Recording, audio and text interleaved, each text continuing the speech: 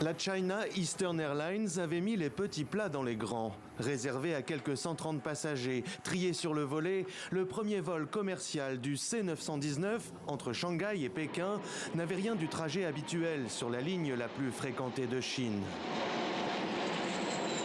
Une fois dans les airs, à l'intérieur, repas de luxe et animation ont permis à la compagnie de mettre en avant les mérites de l'appareil, le premier, Made in China.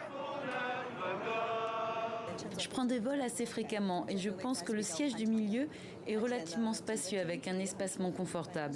Je me sens tellement bien après l'embarquement. Un peu moins de 2h30 plus tard, à Pékin, l'avion a atterri en douceur, selon la télévision officielle chinoise. Une exploitation voulue et largement soutenue par le pouvoir, via l'entreprise d'État Comac. Elle prévoit d'accroître ses capacités de production annuelles à 150 modèles d'ici 5 ans, même si ce Made in China, selon l'expression consacrée, ne peut encore se passer de la technologie occidentale. Le C919 a propension à faire un 100% chinois, mais le Comac est dépendant essentiellement des moteurs et tout ce qui va avec, c'est-à-dire les équipements qui vont autour du moteur. C'est une très grosse partie de l'avion. Ils n'ont pas encore la technologie, ils ont bien essayé, mais ils n'ont pas réussi.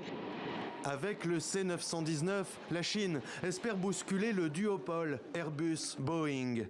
Mais la dépendance de son appareil aux pièces occidentales pourrait coûter cher à l'avionneur chinois. Seule assurance pour Comac, qui affirme avoir enregistré plus de 1200 commandes, son marché intérieur, porté par une demande croissante de vols, réclamé par une classe moyenne en pleine expansion.